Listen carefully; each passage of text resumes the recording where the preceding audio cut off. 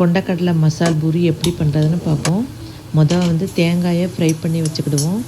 அதுக்கப்புறம் அதை வந்து மிக்ஸி ஜார்லேயே போட்டு ரெடியாக வச்சுக்கிடுவோம்.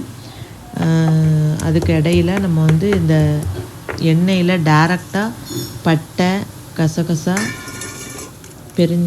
பெருஞ்சீரகம், இந்த பே லீஃப் போட்டு டைரெக்டாக வதக்கியாச்சுன்னா நல்ல ஃப்ளேவர் வரும். இந்த இஞ்சி பூண்டையும் நல்லா நசுக்கி போட்டு அந்த வதக்குனதையும் அதே மிக்ஸி ஜாரில் போட்டுருவோம். இப்போது வெங்காயமும் தக்காளியையும் கொஞ்சம் அந்த சைடு வதங்கிட்டு இருக்கட்டும்.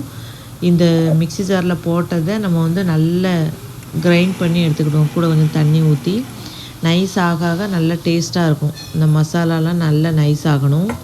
அதுக்கப்புறம் இது வந்து அவிச்ச உருளைக்கிழங்கு அதை கட் பண்ணி வச்சுக்கிடுவோம். கொண்டக்கடலையும் அவிச்சது, உருளைக்கிழங்கும் அவிச்சது வச்சுக்கிடுவோம். இப்போ இந்த வெங்காயம் தக்காளி வதக்குனதை அரைக்கணும். அதிலே நம்ம மிளகாயை வதக்கி தனியாக எடுத்துக்கிடுவோம். அதை அரைக்கணும்னு தேவையில்லை. நிறைய பேருக்கு அது வயிற்றில் அல்சர் புண்ணு இருக்கும், அல்சர் உருவாக்கும். அதனால் மிளகாயை மேக்ஸிமம் நம்ம அரைக்காமல் போடுறது தான் பெஸ்ட்டு. இதை மட்டும் அரைச்சி நம்ம அந்த வெங்காயம் தக்காளி மட்டும் அரைச்சி உள்ளே போட்டுட்டு உப்பு, மல்லித்தூள் போட்டுடலாம். நம்மளுக்கு காரம் ரொம்ப தேவைப்படுதுன்னா அப்புறம் கூட காரப்பொடி போட்டுக்கலாம். அதுக்கு இடையில் நம்ம இந்த கொண்டக்கடலையை நல்லா கொஞ்சம் ஃபைன் பேஸ்ட்டாக ஆக்கிடலாம். நல்லா பேஸ்ட் ஆக டேஸ்ட்டு தான் இருக்கும், நல்லா டேஸ்ட்டாக தான் இருக்கும். இந்த பேஸ்ட்டை வந்து அதில் போட்டுட்டு பட்டாணி நிறைய பேர் பண்ணுவாங்க. பட்டாணி ஒரு டேஸ்ட்டாக இருக்கும், இதுவும் நல்ல டேஸ்ட்டாக இருக்கும். கொண்டக்கடலை ஹை ப்ரோட்டீன் பட்டாணியை விட, அதனால் கொண்டக்கடலை வச்சே செய்யலாம்.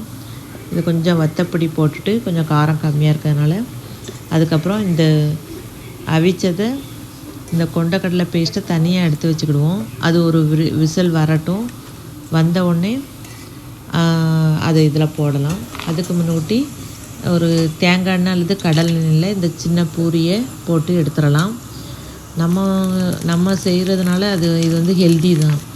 ஏன்னா கடைகளில் வந்து பூரி வந்து ஒரு நாள் முழுக்க 5 மணி நேரம் 10 மணி நேரம் எண்ணெய் கொதிச்சுக்கிட்டே இருக்கும். அதனால் அது வந்து நம்ம உடம்புக்கு கெடுதல். இது வந்து ஃப்ரெஷ் ஆயில் நம்ம 1 or 2 டேஸில் காலி பண்ணிடுவோம். ஃப்ரெஷ் ஆயிலில் இந்த குட்டி பூரியும் இந்த கார்ன் வத்தலையும் ஃப்ரை பண்ணி தனியாக வச்சுக்கிடுவோம்.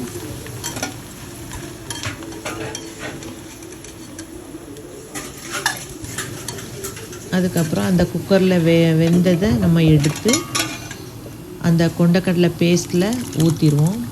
எல்லாமே ரெடி ஆகிட்டு இப்போது லாஸ்ட்டாக வெங்காயத்தை கட் பண்ணி வச்சுக்கிடுவோம். மல்லிக்கீரையை கட் பண்ணி வச்சுக்கிடுவோம். லாஸ்ட்டு வெங்காயம் கட் பண்ணால் தான் அந்த டேஸ்ட்டு நல்லாயிருக்கும்.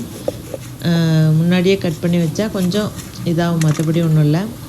இப்போ அந்த குருமாவை ஃபஸ்ட்டு போட்டுட்டு அதுக்கு மேலே கார்ன் வத்தல் போட்டு இந்த மல்லிக்கீரையை போட்டு வெங்காயத்தை போட்டுட்டு இந்த பானிபூரியை ஒரு 4-5 உடச்சி போட்டுக்கலாம். இது கொஞ்சம் ட்ரையாக இருக்கும். நம்ம கூட கொஞ்சம் கிரேவியை ஊற்றியாச்சுன்னா நம்ம கொஞ்சம் டேஸ்ட்டாக இருக்கும். கூட கொஞ்சம் கிரேவியை ஊற்றி ஒரு டிஃபனாகவே நம்ம சாப்பிடலாம். நல்ல tasty, healthy. This is the simple and easy method.